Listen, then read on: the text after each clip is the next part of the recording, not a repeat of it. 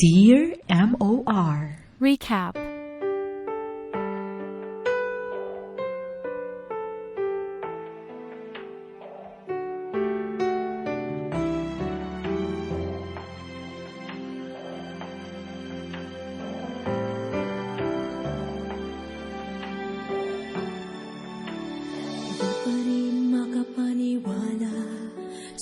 Dear MOR, tawagin niyo na lang po ako sa pangalang Jeng, taga Pangasinan at isang proud Ilocana. Nagmula po ako sa pobre at simpleng pamilya at pangalawa ako sa 5 magkakapatid. Pero kahit na mahirap kami, ay niitataguyod naman ng aming mga magulang ang aming pamumuhay. Nakakakain naman kami ng 3 beses sa isang araw. Hasmin, nasubukan ko noong maglakad ng napakalayo at nakatsinelas lamang para makapag-aral lang. At dahil walang pambili ang aking mga magulang noon para sa mga pangangailangan ko sa pag-aaral, ay nasubukan ko ring magtinda ng mga gulay, yema, adobong mani at iba pang mga klaseng paninda. Ginawa ko yon hanggang sa makapagtapas ako ng high school. Pero Hasmin, hindi ako tumigil noon sa pangangarap na makatulong sa akin o makatulong sa aking mga magulang at mga kapatid. Kaya naman pinagsikapan ko noon na makapasok sa kolehiyo. Sa awa naman ng Diyos ay nakapasa ako noon sa 50% discount scholarship ng eskwelahang papasukan ko sa Tugigaraw. Habang tinulungan naman ako ng tiyahin ko sa pagtustos sa iba pang mga gastusin ko sa pag-aaral.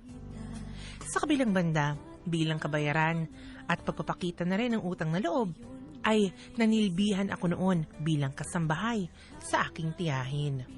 Chacha! Chacha, halika nga dito! Dali, may utos ako sa... Chacha, ano ba? Asan ka ba?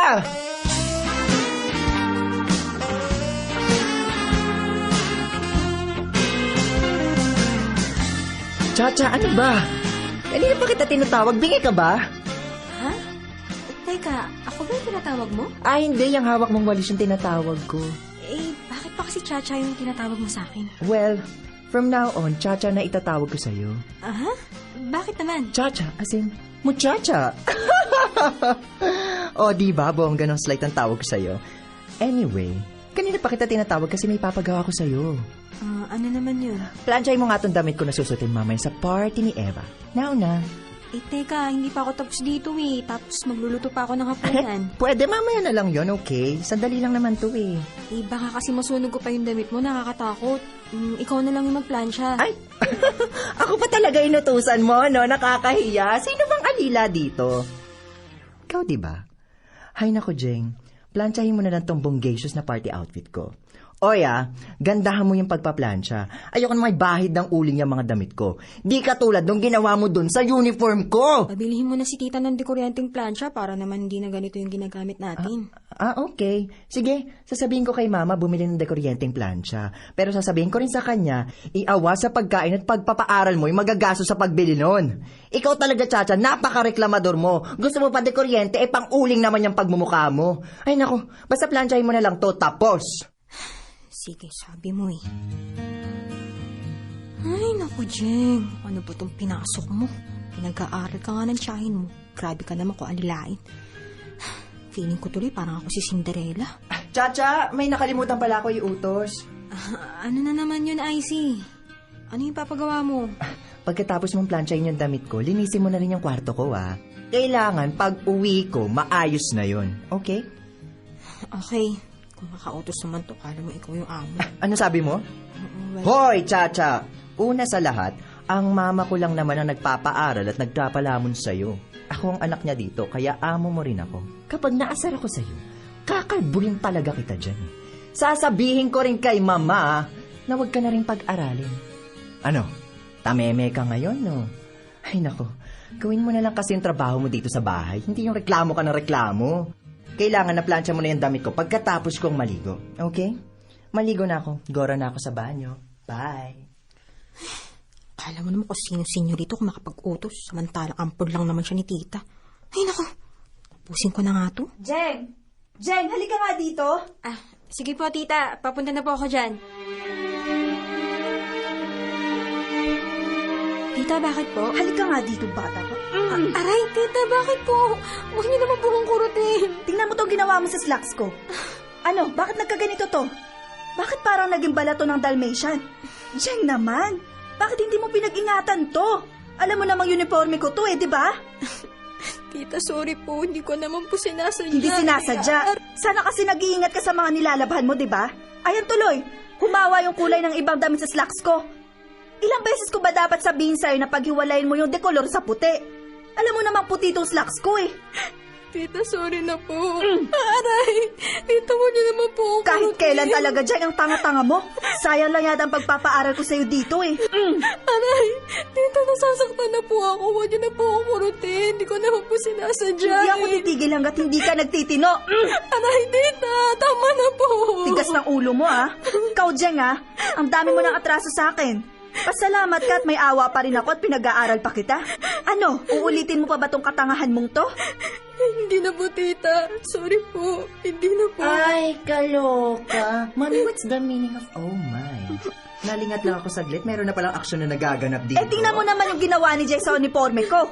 Oh. Sinong hindi magagalit dito, Aber? Ang syunga-syunga naman po kasi ng babaitang yan, mama. Jay, bilang parusa sa ginawa mo ngayon, hindi ka kakain ngayong gabi. Tita. Naku, mama, dapat lang po yan kay Jeng. Disiplinahin niyo yan.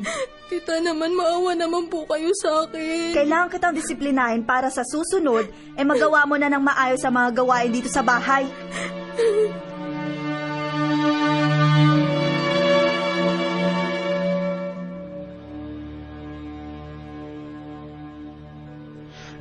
Hasmin, isang malaking sakripisyo talaga ang mawalay noon sa aking mga magulang at kapatid. Pero kailangan kong manirahan at manilbihan noon sa tita ko para makapagtapos ako ng pag-aaral. Nagtiis talaga ako noon dahil alam kong makakamit ko rin ang mga pangarap ko. Habang naroon sa bahay ng aking tiyahin ay sari-saring hirap ang naranasan ko. Isama pa sa kalbaryo ko ang kontrabitang ampon ng tita ko. Doon ko rin natutunan ang lahat ng mga bagay na hindi ko ginagawa noon. At dahil nga sa malaki ang utang na loob ko sa aking tiyahin, ay iniisip ko na wala akong karapatang magreklamo sa mga inuutos niya sa akin. Hasmin, dahil sa hirap ng buhay, ay maagang nag-mature ang isipan ko. Positibo ako palagi at kailanman ay hindi ako sumusuko sa mga pagsubok na dumarating sa akin. Sa madaling salita, natuto akong maging independent. Pero minsan, susubukin talaga ng tadhana kung hanggang saan mo kakayanin ang mga hirap na dumarating sa buhay mo. Katulad na nga lamang isang araw. Jeng! Jeng! Tita, ang aga niyo po yatang gumising. At anong ginagawa mo dyan, ha? Bakit hindi ka pa nagluluto na agahan? Alas 4 pa lang naman po na umaga eh. Ano ngayon ko 4:00 ng umaga? Teka, ano ba kasi yung ginagawa mo? Nagre-review po. Exam po kasi namin mamaya eh. Nung oras mo na naman binuksan tong ilaw? Mga 2:00 po. Ano ba naman yan, Jeng? Sayang ang kuryente.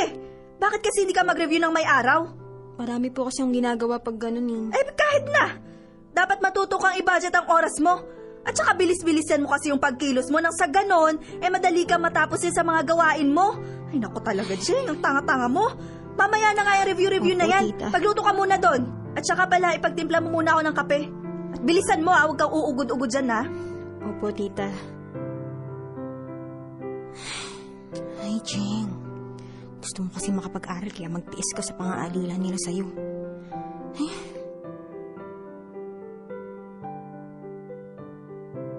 Tita, ito na po yung kape nyo. Ilapag mo na lang dyan.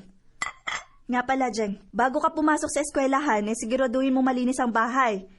Kailangan lahat maayos malinis, ha? Ayoko na may nakikita akong kahit katiting na alikabok dito. Maliwanag ba? Opo, tita. Opo ka ng opo dyan.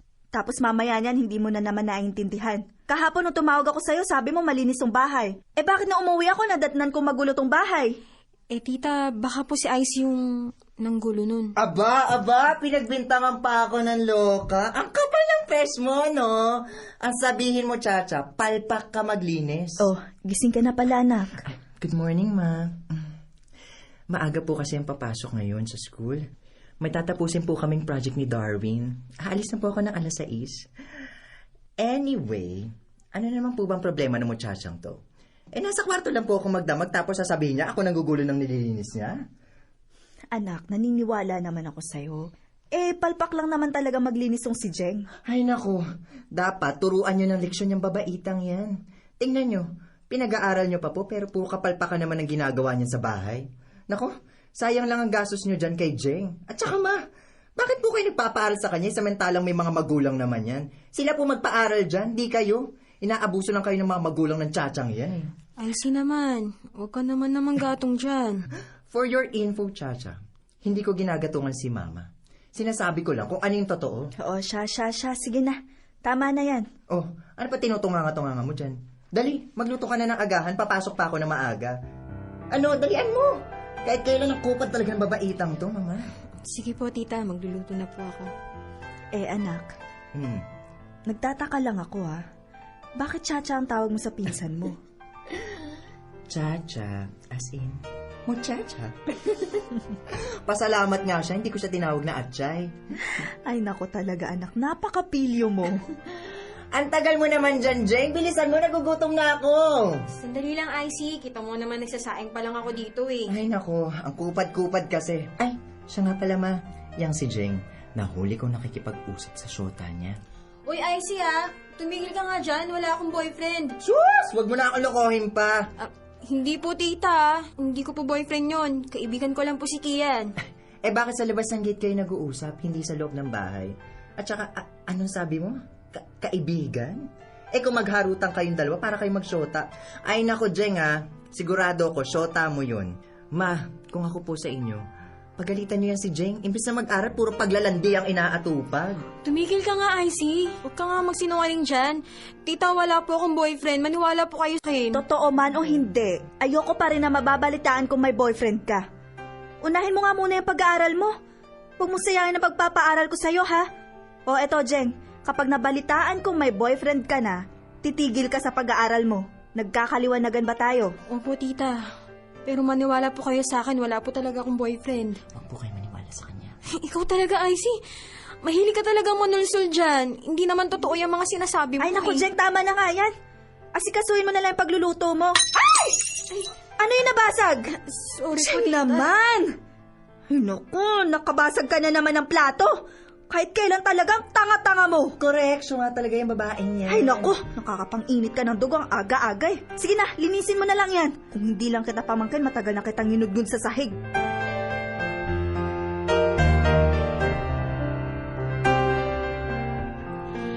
Hasmin, ganon ang madalas na nararanasan ko sa kamay ng tita ko. Kung hindi ka sasaktan, ay pagsasalitaan ka naman ng hindi maganda at ipapahiya ka sa maraming tao. Pero tiniis ko na lamang yun at kahit kailan ay hindi ako nagtanim ng sama ng loob sa kanila. Kasi naman nakakatulong naman sila sa akin kahit papano. Inunawa ko na lamang noon ang tita ko dahil ganoon din ang nararanasan niya na paghihirap para lang makatapos ako sa pag-aaral. Sa kabilang banda, kahit na marami akong nararanasang hirap, ay natuto pa rin ako ngumiti dahil kay Kian, ang makulit kong kaibigan na talaga namang laging sinusuportahan ako nung nandun pa ako sa Cagayan. Mabait si Kian at aaminin ko rin na humahanga rin ako noon sa kanya dahil sa angking niyang kakisigan. Hasmin, sa totoo lang imuntik na talagang mahulog ang loob ko kay Kian. Pero isang araw...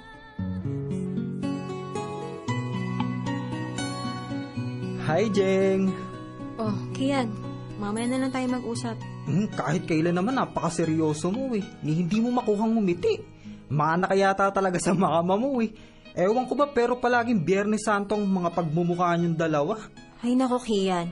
Mga asar ka lang ba sa akin, ha? Oo, siguro nga pareho kami ni Mama na hindi marunong ngumiti. Lalo na sa mga makukulit na taong kagaya mo.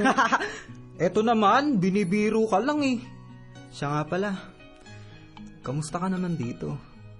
Buti naman wala sa paligid yung dalawang kontrabida sa buhay mo. Hindi naman kontrabida si tita. Siya kasi nagpapaaral sa akin, di ba?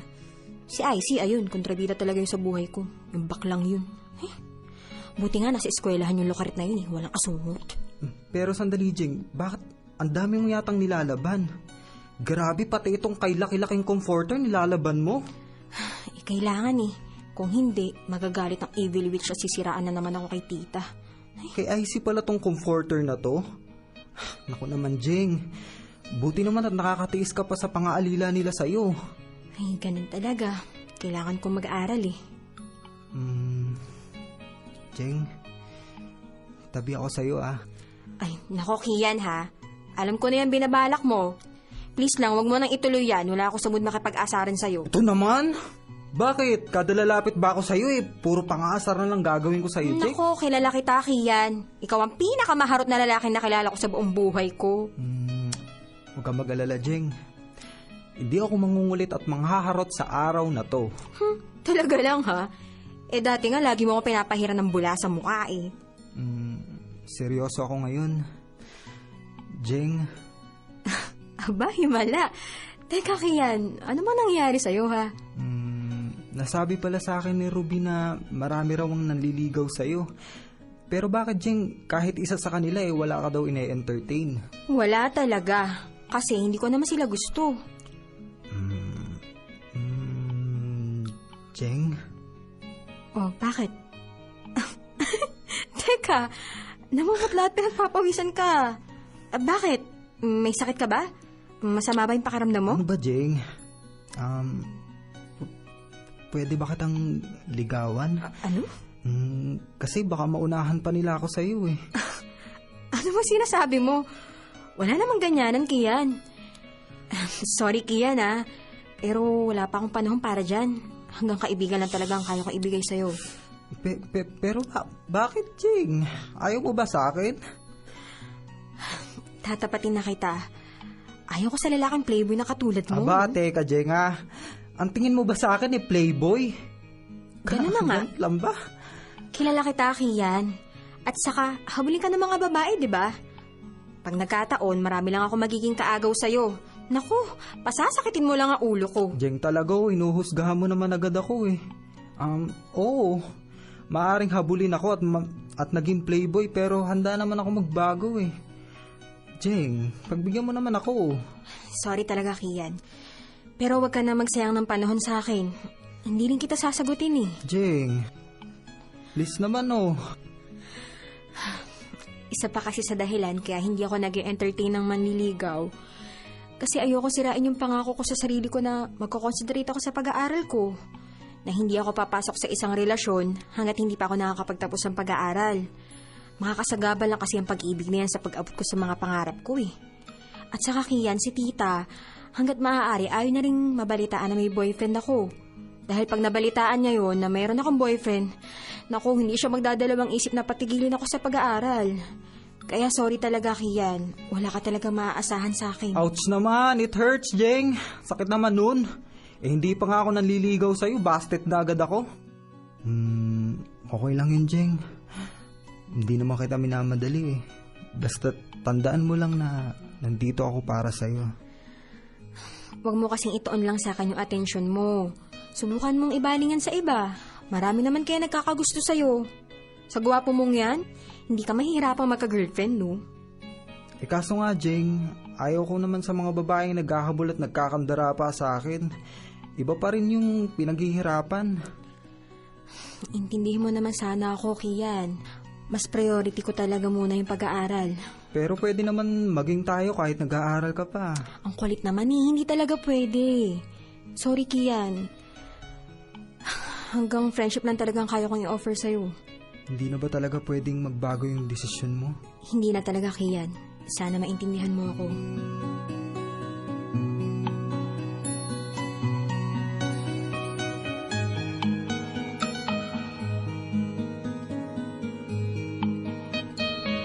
Hasmin, mula noon ay nagbago na si Kian sa akin. Hindi na siya noon madalas pumupunta sa bahay. Bagay na namimiss ko, lalo na yung pagiging makulit niya at pagpapatawan niya sa akin. Pero anong magagawa ko? Noong mga panahong yun ay hindi pa ako talaga handa sa mga bagay na ganoon. Pag-aaral talaga ang inaasikaso ko hanggang sa makapagtapos nga ako ng kolehiyo na wala kahit na isang boyfriend. Pero masaya na rin ako sa naging achievement ko dahil sa wakas ay matutupad ko na ang pangarap ko na makatulong sa pamilya ko. Popoy at Hasmin, dun ko na rin kinalimutan ang mga paghihirap na dinanas ko noong nasa poder pa ako ng aking tiyahin. Taong 2006 naman, lumawas na ako ng Maynila para dito na maghanap ng trabaho at hindi naman ako nahirapan dahil nakahanap din kaagad ako kahit na nga hindi related sa tinapos ko. Ang importante lang sa akin ay kikita na ako ng pera para sa sarili ko at sa pamilya ko. Kahit kailan ay hindi na ako aasa sa sino man.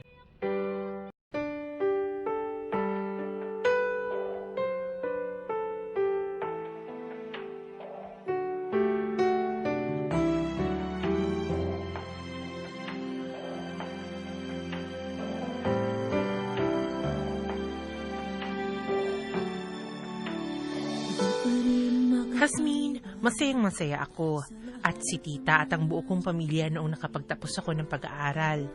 Pero alam ko na malayo pa ang aking lalakbayin sa buhay at hindi mawawala ang mga pagsubok ko. At alam ko rin na kaakibat ng pagkakuha ko sa aking diploma ay ang pagpasan ko sa isang mas mabigat na responsibilidad. Ako kasi ang tipong hindi iniisip ang pansariling kapakanan dahil para sa akin ay pamilya muna bago ang sarili. Pinagsumikapan kong ibigay ang mga pangangailangan ng mga kapatid ko dahil ayaw kong maranasan nila ang buhay na dinanas ko noon. Marami akong pinasukang trabaho noon pero hindi rin ako nakatagal dahil sari-saring ang pagsubok ang dumarating sa akin. Pero sa halip na magpatalo ako noon ay sige lang ako. Hindi talaga ako tumigil sa paghahanap ng magandang trabaho. At ang makita ko na nga, ang inaakala kong dream job ko, nagsimula na akong mag-ipon at nagsimula na rin akong pag-aralin ang mga kapatid ko. Hasmin, ginapang ko talaga ang pag-aaral ng mga kapatid ko hanggang mapagtapos ko nga sila ng isa-isa. Pero syempre, hindi pa rin maiiwasan ang pagdating ng mga problema. Jeng, anak. Oh, nandiyan na po pala kayo, Tay. Napapansin ko, kaya napatahimik dyan. May problema ka ba, ha, anak? Itay, Bakit, anak? natanggal na po ako sa trabaho eh. Ha? Pero bakit naman? Nalugi na raw po kasi yung kumpanya pinagtatrabahuhan ko. Kailangan daw po magbawas sa mga empleyado. Last in, first out po kasi yung gagawin. 7 buwan pa lang po ako doon, kaya isa po ako sa mga napasamang tanggalin. Ganun ba? Paano yan? Ito po, naghahanap po ako ng trabaho ngayon. Paano na yung mga kapatid mo? Kakayanin mo ba bang silang pag-aralin? Opo naman po, Tay. Huwag po kayong mag-alala. Hindi po sila titigil sa pag-aaral. Makakapagtapos po silang lahat, tulad ng ginawa ko pong pagpapaaral kay Jason. Naawa na kami sa inyo, anak. Pasensya na kung hindi ka namin matulungan ng nanay mo, ha? Ang damo ng sakripisyo sa pamilya natin. Tay, ayos lang po sa akin yun. At saka, hindi po ako nagre-reklamo doon. Nauunawaan ko naman po kayo eh. At saka, Tay, ginagawa ko to bilang pasasalamat na rin sa Diyos dahil nakapagtapos po ako ng pag-aaral. Tay, alam ko pong pagsubok lang to sa atin ng Diyos. Hindi po ako susuko. Pupursigihin ko pong makapaghanap agad ng trabaho. Anak, huwag ka mag-alala. Hindi ka pababayaan ng Diyos. Ipagdadasal ka namin ng nanay mo. Salamat po, Itay. Ako nga pala, maiba tayo. Tumawag sa akin yung tiyahin mo, ah. Talaga po, Tay? Nagpapasalamat yung tita mo doon sa binigay mong regalo sa kanya ng birthday niya. Gustong gusto daw niya yung binili mong regalo, eh. Buti naman po't nagustuhan ni tita yung regalo ko. Sa totoo lang po, kulang pa nga po yung regalo kong yun sa sakripisyong binigay niya para makapagtapos ako ng pag-aaral eh. Kung hindi po kasi dahil kay tita, hindi ko po maaabot kung ano man yung kinatatayuan ko ngayon. Malaki po talaga yung utang na loob ko kay tita. Kaya nga po hindi ko po nakakalimutang mag-share ng blessing sa kanya eh. Alam mo ba, anak? Pinagmamalaki ka ng tita mo. Sa lahat kasi ng pamangkin na pinag-aral niya, ikaw yung may narating eh. Yung iba mga pinsan mo na pinag-aral ng tita mo, nagsipag-asawa lang nung gumraduate eh. Kaya nga po ito, nagpupursige po ako makahanap ulit ng bagong trabaho kasi ayaw ko pong biguin si tita. Malaki po ang expectation niya sa akin eh, kaya hindi ko po hayaang masira yun. Siya nga po pala, Tay. Si Jason po ba umuwi na? Hindi pa eh. Pero pauwi na siguro yun. Masyadong abala sa mga pag-aaral ng trabaho. Pero Jeng, may napapansin ka ba sa kapatid mo? Wala naman po. Bakit po, Itay? Napapansin ko kasi parang may problema yung kapatid mo, Jeng eh. Ganun po ba? Tay! Tay! Nay! Tay! Nay! Nandito na po ako! Oh, buti naman at umuwi ka na. Pumasok ka na. Sige po. Ate Jeng, nandyan na po pala kayo. Si nanay po. Ang inay mo nasa kwarto, natulog. Naparami ng inom eh. O nga pala, saan ka galing? At parang problemado ka. Tay, pwede po ba kayong makausap ni ate? Bakit, Jason? May problema ka ba? Tay, Ate Jeng, wag po kayo magagalit sa akin ha. Bakit naman kami magagalit ni Itay sa'yo? Ano ba yun? Ate, may malaki po akong problema eh. Ano ba yan, anak? Nakabuntis po ako. Ano? Jason, ano nangyari ha? Bakit ka nakabuntis? Pinikot po ako ni Flor. Ayun, nagbunga. Ngayon, kailangan ko raw pong panagutan si Flor. Sabi kasi nung mga kamag-anak niya, panagutan ko siya, kung hindi, may mangyayari daw pong hindi maganda sa akin. Bakit naman kasi hindi ka nag-iingat, anak? Paano nagkaroon ng pagkakataon ng babaeng yun na mapikot ka? Paano nga ngayon yan? Kailangan mo pakasalan yung babaeng yun. Opo ate, wala po mapagpipilian kundi pakasalan po si Flor. Wala na tayong magagawa dyan, Jason. Nangyari na yun eh. Tanggapin na lang natin yun. Ay, maging responsable ka na lang sana sa magiging pamilya mo, anak.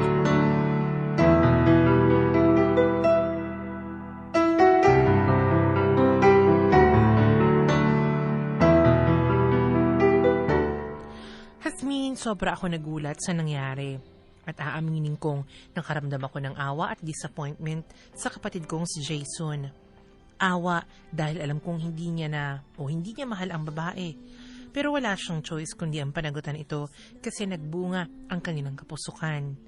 Nakaramdam din ako ng disappointment dahil kahit papaano ay inaasahan ko si Jason na makatuwang ko sa pagtataguyod ng buong pamilya.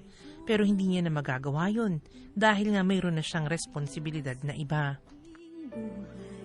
Hasmin, sa kabila ng mga pagsubok na yun, ay hindi pa rin ako nakalimutan noon ng Panginoon. Nahanap ko rin yung pinakamimiti kong magandang trabaho at sunod-sunod na ang pagdating ng swerte sa akin. Pero Hasmin, hindi ko pa rin makuhang magsaya ng lubusan dahil na rin sa problemang kinakaharap ng kapatid ko. Jeng, anak. Tay, sandali lang po. Bakit naman hanggang dito sa bahay dinadala mo yung trabaho mo? Hindi ka ba mapagod yan? Inaayos ko lang po itong presentation na gagawin ko po para bukas. Jeng, anak, napapansin ko malungkot ka. Dapat magsaya ka kasi nakahanap ka uli ng mas magandang trabaho naman ngayon. Huwag po kayong mag-alala, Tay. Wala po to. Jeng, nakausap na pala namin yung magulang ni Flor. Nagkasundo na kami sa mga mangyayaring arrangement ng kasal. Hihingin sana namin yung tulong mo eh. Tay, tapos na po ako sa responsibilidad ko kay Jason. Tapos ko na po siya ng pag-aaral. Pero hindi naman po niya ginamit sa tama.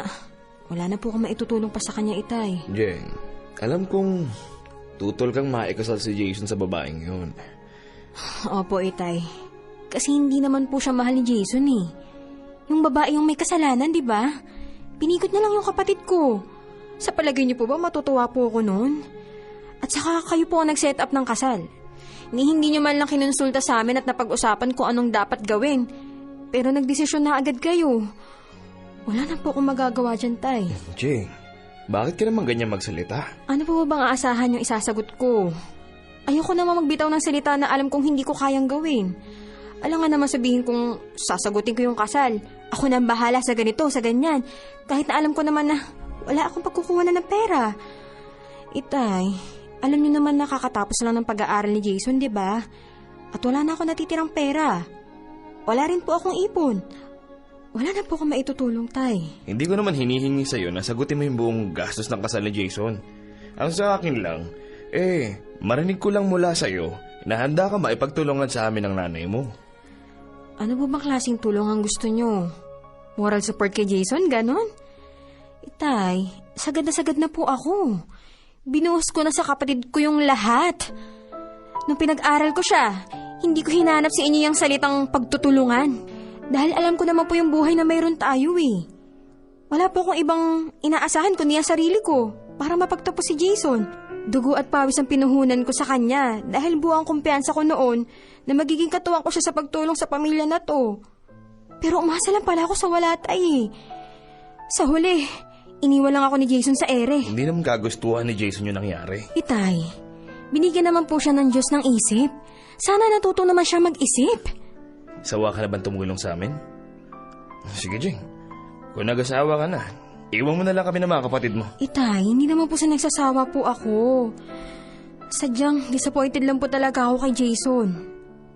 Kung sa bagay, kaya siguro niya nagawa yan kasi hindi siya naghihirap sa pag-aaral niya eh.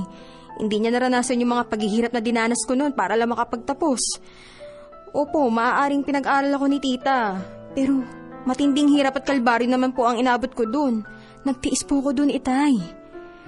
Gusto ko kasi maabot yung pangarap ko noon eh. Ang makatulong sa pamilya natin. Eh si Jason, anong ginawa niya? Hindi kasi siya naghirap at umasa lang siya sa akin. Kaya wala sa isip niya na tumulong sa pamilya nito. Hindi ganyan ang kapatid mo, Jeng. Kung hindi lang nakabuntis si Jason, makakatulong din siya sa'yo. Gano'n po kayo nakakasiguro na buntis nga talaga yung babaeng yun, Tay, ha?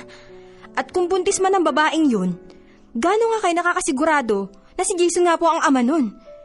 Tay, sa totoo lang, wala akong tiwala doon sa babaeng yun eh. Sana hindi mo na kayo pumayag na makasal sila. Wala na tayong magagawa. Nangyari na anak eh. Yun nga po, Tay. Kung alam ko lang na ganito yung mangyayari, edi sana hindi ko na lang siya pinag-aral. Edi sana nabili ko na lahat ng gusto kong bilhin para sa inyo. Sana nabili ko na yung lupa na matagal ko nang gustong bilhin para sa inyo ni Inay. Sana, imbis na pinag-aral ko yan Jason na yan, pinagpagawa ko na lamang kayo ng bahay. Makakatulong pa rin naman sa atin si Jason. Hindi na po, Itay eh. Kasi magkakaroon na po siya ng sarili niyang pamilya. Natural, mas uunahin niya na po yung pamilya niya kaysa sa atin. Huwag ka naman magalit sa kapatid mo, Jeng. Hindi naman po ako sa galit kay Jason, Itay. Sa akin lang naman po, sana inisip niya muna tayo bago siya gumawa ng ganyan. At saka, Itay, sana hindi muna kayo pumayag na maikasal si Jason doon sa floor na yun. Kasi sa totoo lang po, walang magandang patutunguhan ng relasyon nila. Dahil hindi naman mahal ni Jason si Flor eh. Kawawa naman po yung kapatid ko. Habang buhay lang siya magiging miserable sa babaeng hindi niya naman mahal. Sana wag niyo naman pong masamain yung sinasabi ko, Itay. Sana maunawaan niyo po ako.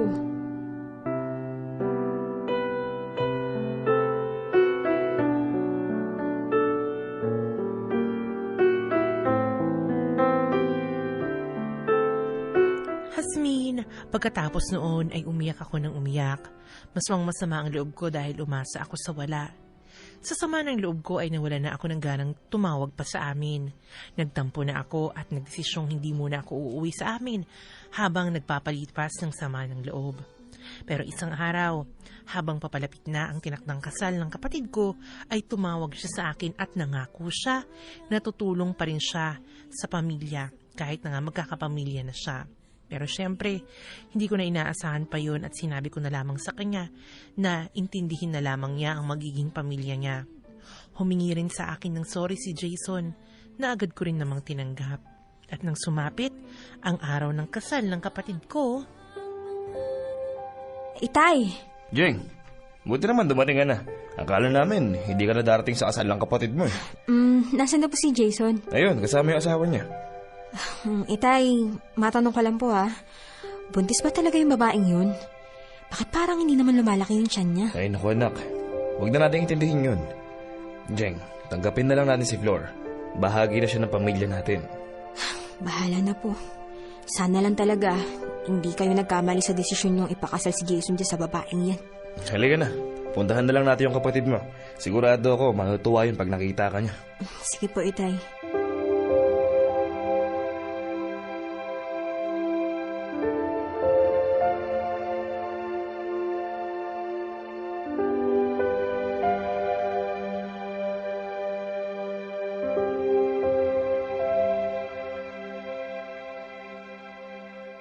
Jason! Jason! Po! Andito na yung kapatid mo! Ate Jeng! Jason, congratulations ha. Best wishes sa inyo ni Flor. Salamat po, ate. Akala ko po kasi hindi po kayo pupunta. Salamat, ate, naalala niyo po ako. Ano ka ba? Pwede ba naman kitang hindi maalala? Kapatid kaya kita. Ate, patawarin niyo po ako, ha? Huwag mo nang isipin yon. Araw ng kasal mo ngayon. Kaya dapat masaya ka. Ano ka ba? Hindi ko po kasi makuwang maging masaya ng lubusan, ate. Nakukonsensya pa rin po kasi ako. Tutulungan ko dapat kayo sa pagsuporta sa buong pamilya. Kaso lang po, ate naman. Jason, wala na yun sa akin.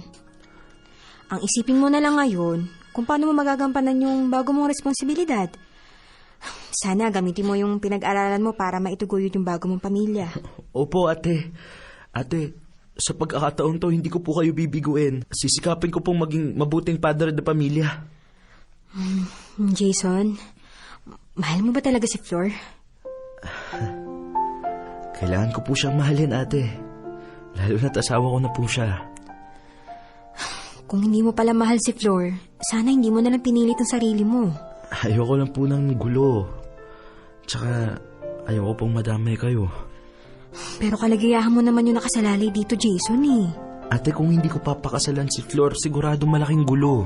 Pero Jason, kung hindi mo siya mahal, tapos pipilitin mo siyang kasamahin, sigurado ako hindi kayo magtatagal. Masisira lang ang buhay mo, Jason.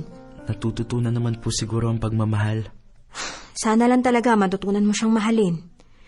Siya nga pala, Jason. Bago kayo ikasal, napacheck up mo na ba si Flor? Opo. Pinapacheck up po siya ng mga magulang niya. Pina-check up ba siya ng kasama ka? Hindi po ako kasama nung nagpa-check up po siya. Inaya ko naman po siya magpa-check up ulit sa doktor kaso palagi po niyang kinakatwiran na masama po yung pakiramdam niya.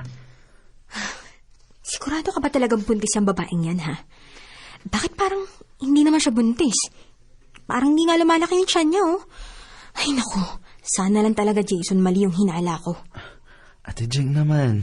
O bakit? Nag-apply na po pala ako ng trabaho sa ibang bansa. Hindi pa po ito alam ni na Itay at ni Inay. Lalo pong hindi alam ni Flor. Ate Jeng, kayo pa lang po yung nakakaalam nito. Basta huwag niyo po munang sasabihin sa kanila hanggat di pa po ako nakakaalis. Teka, bakit ayaw mo ipaalam kay Flor? Tatakasan mo yung asawa mo? Magtatrabaho lang, ate. Basta, yung sinabi ko po makakaasa po ba ako sa inyo? Sige, Jason. Maaasahan mo ako dyan. Pero, ano na naman ang papasukin mong trabaho? At saang bansa mo naman balak pumunta? Yung katulad po ng trabaho pinapasukan ko dito, yung papasukan ko doon. Pero sa Middle East po, sa Dubai po siguro, kaya Qatar. Doon po ako nagbabalak mag-abroad. Sige, ikaw ang bahala. Ate, sana wag na pong sumama ang loob niyo sa akin, ha.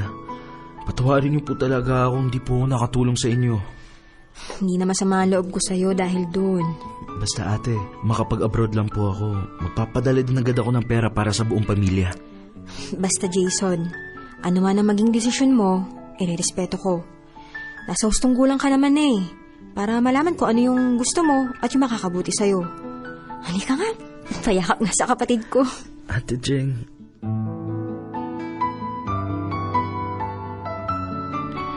Hasmin, natanggap ko na rin kinalaunan at muling nagpursige sa pagpapaaral sa iba ko pang mga kapatid at pagtulong sa aming pamilya. Pero sa pagkakataong ito ay hindi na ako umasa pa at inubliga ang mga kapatid ko na tulungan akong itaguyod ang buong pamilya sa hinaharap. Ginagawa ko ito ng voluntaryo at nasa mga kapatid ko na lang kung tutulong sila sa akin o hindi. Samantala, sa ngayon ay inaayos ni Jason ang pangingibang bansa niya at hanggang ngayon ay wala pa rin kaalam-alam ang asawa nito, maski ang mga magulang at iba kong kapatid. Yun nga lang, hindi ko sigurado kung kukonsintihin ko pa ang aking kapatid o hindi. May kutob kasi ako na baka lumala pa ang sitwasyon kaya ito ako ngayon. Patuloy pa rin akong humihingi ng gabay sa Diyos na sana makagawa ako ng tamang desisyon para matapos na ang gulong ito. Hasmin, hanggang dito na lamang ang kwentong ibabahagi ko sa pinakapaborito kong programa sa radyo. Alam nyo ba, isa akong avid listener ng inyong estasyon at ako ang founder ng isa sa pinakamalaking fan group ng MOR 101.9 sa Facebook. Ang bandingan ng mga pasaway sa MOR 101.9. Ang kasalukuyan ay mayroon ng mahigit 11,000 miyembro at patuloy pa itong dumadami. Ang grupo na yan ang nagbigay sa akin ng oportunidad na makakilala ng maraming kaibigan mula sa iba't ibang panig ng Pilipinas at ng buong mundo. At ang grupo din yan ang isa sa mga bumubuo na sa buhay ko. Asmin, muli maraming salamat sa pagkakataong mabasa niyo ang sulat ko on air. Sana magpatuloy pa sa pamamayagpag ng MOR 101.9. God bless and more power at mabuhay kayong lahat. Ang inyong taga-subaybay, Jeng.